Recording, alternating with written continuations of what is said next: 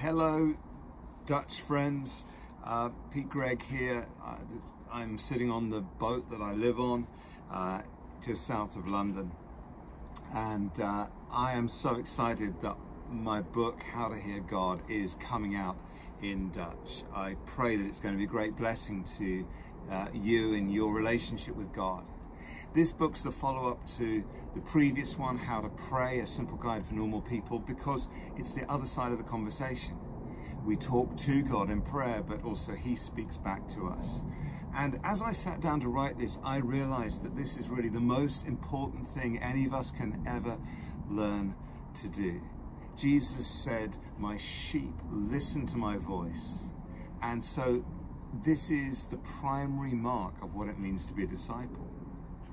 And yet we've all been hurt by the misuse of God's word, by people misquoting the Bible, by prophets trying to manipulate political elections, by people like the lady who came to see me at the end of a church service one day and said, "God has commanded me to marry you."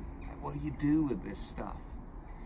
And so in the book, I talk about how we interact with the Bible, how we hear God's voice in the Bible, how we bring the Bible to life conversationally, not just for information, but for revelation.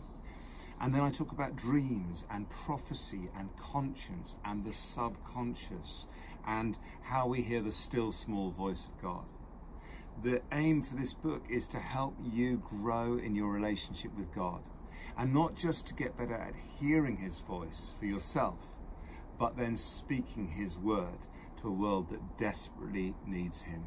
So I hope it makes little sense. There's a video course that accompanies the book that will help small groups to grow, and I hope will help churches throughout the Netherlands to truly become people who listen to God's word, live on it, and build their whole lives around what He is saying. We live at a time where people need the clarity and truth of God's word more than ever before. And I hope this book will help you to hear Him better.